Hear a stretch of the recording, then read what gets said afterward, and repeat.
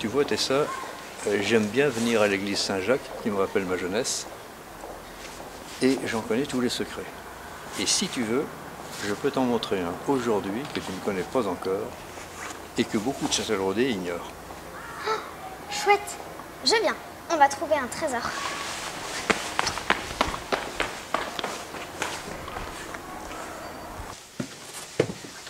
On monte encore longtemps? Vas-y, tu m'attendras aux démarches. D'accord.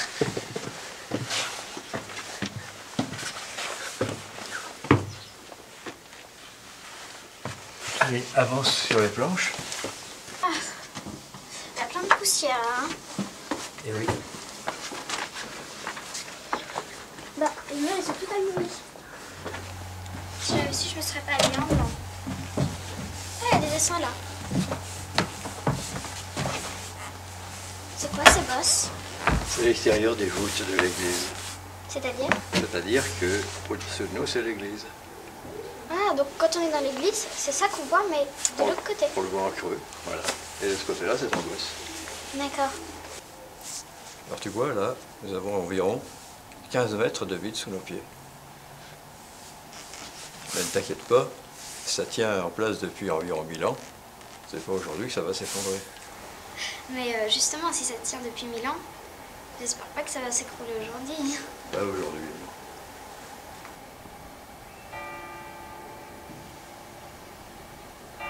Oh, j'entends des cloches. Oui, il y en a beaucoup, c'est une notette dans le clocher. Il y en a combien? 52. On peut les voir? Oui, on va y aller.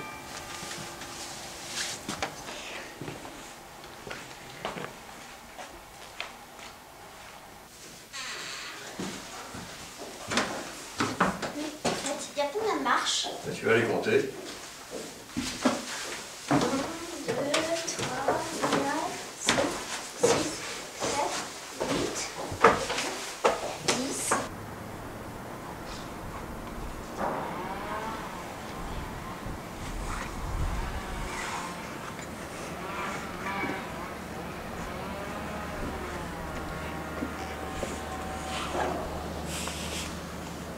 T'as peur du vide? Pas trop, mais là c'est très haut. Alors viens avec moi.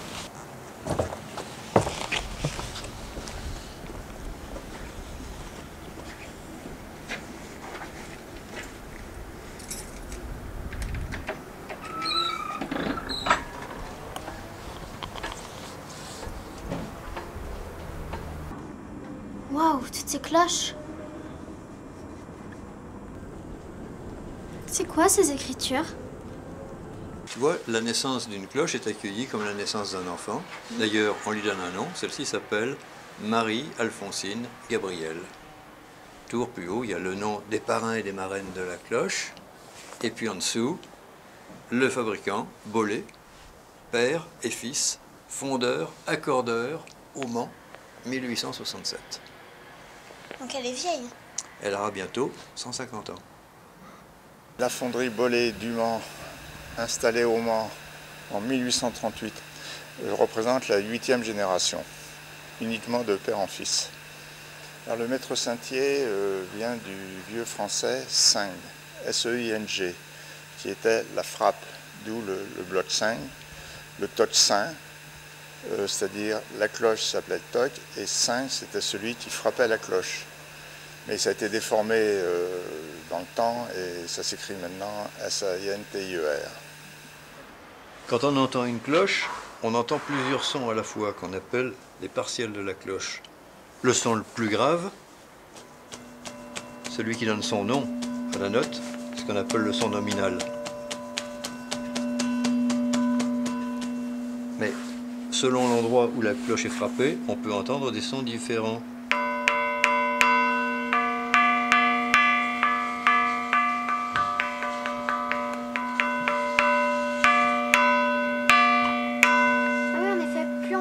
Plus c'est grave. Et voilà. Tu as tout compris. Un carillon doit être vraiment très bien accordé, non pas uniquement la fondamentale, mais toutes les harmoniques. Parce que c'est un ensemble de cloches tellement rapprochées les unes des autres. Ça va généralement de demi-ton en demi-ton.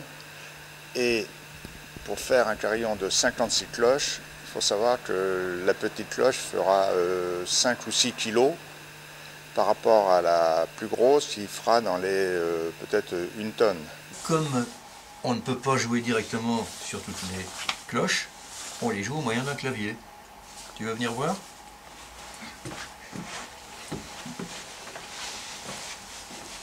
Voilà, ce clavier est fait comme celui d'un piano. En bas, les touches blanches. En haut, les touches noires, groupées par 2 ou par 3.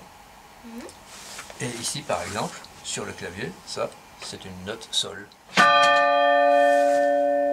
veux essayer? Ah ouais. Ouh, ça doit faire mal au moins quand on joue souvent. Quand on joue souvent, pas forcément. Quand on joue longtemps, oui, surtout au début. Mais quand on joue souvent, on s'habitue, puis je forme de la corne sur les petits doigts, ce qui protège, ce qui empêche d'avoir mal. Tu veux que je joue quelque chose?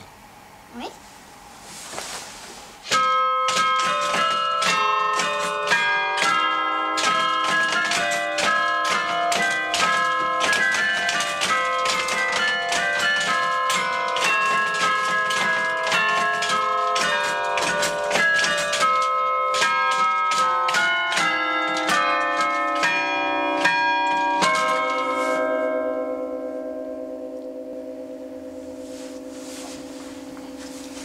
Beaucoup de gens viennent écouter?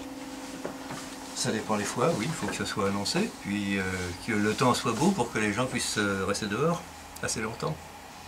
Une des grandes qualités du carillon de Châtellerault, c'est que le son nominal est parfaitement perceptible, ce qui permet de bien suivre les mélodies.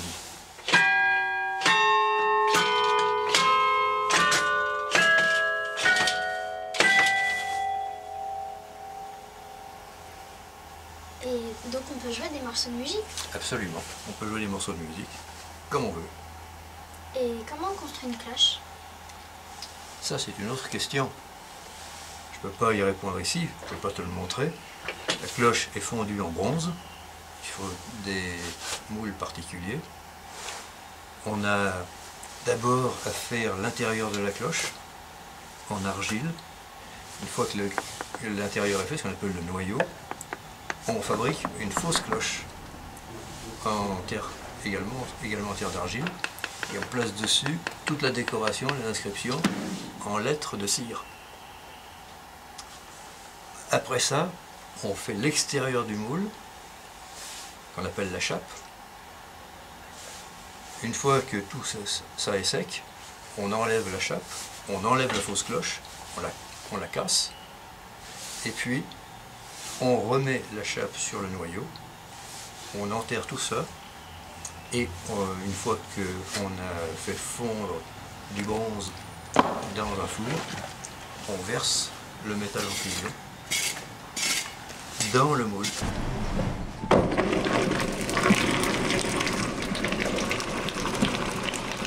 Allez,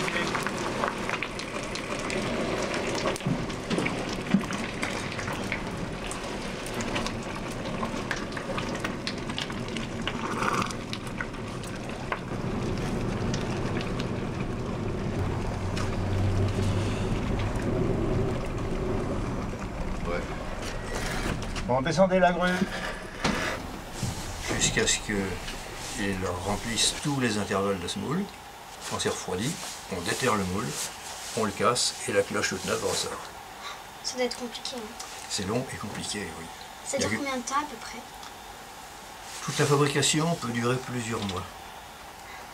D'accord. Surtout s'il s'agit de grosses cloches.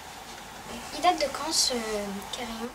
Ce carillon date de 1867. Il a été joué pour la première fois le 13 novembre 1867 pour son inauguration.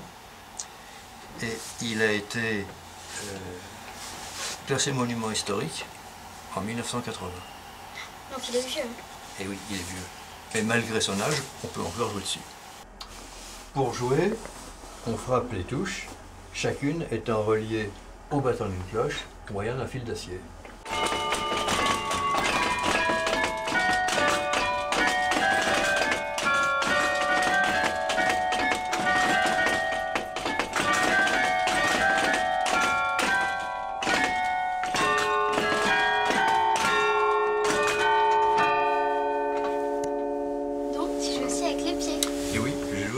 avec les pieds.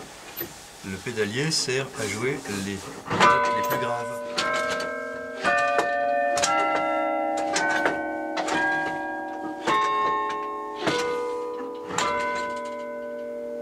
Alors on peut s'en servir pour faire la basse de l'accompagnement dans l'harmonie.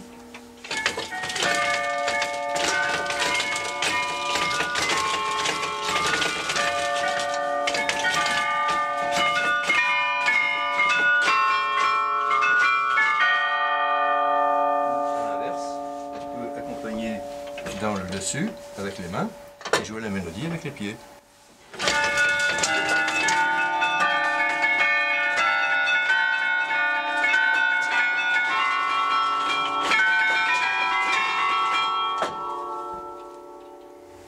Et donc pour jouer un morceau de musique, tu as toujours besoin d'une partition? Pas toujours, parce que pour jouer une mélodie simple, on peut la jouer comme ça, de par cœur. Mais si on veut jouer des pièces classiques, eh bien il faut les transcrire pour les adapter pour le carillon. Et à ce moment-là, on a besoin qu'elles soient écrites. D'accord. Et quand on est dans la ville et qu'on entend le carillon, c'est toi qui montes à chaque fois dans le clocher? Eh bien oui, c'est moi qui monte dans le clocher, bien sûr. Tu pourrais me faire écouter un morceau entier? Si tu veux, tu vas aller l'écouter de l'extérieur, tu veux ça par exemple?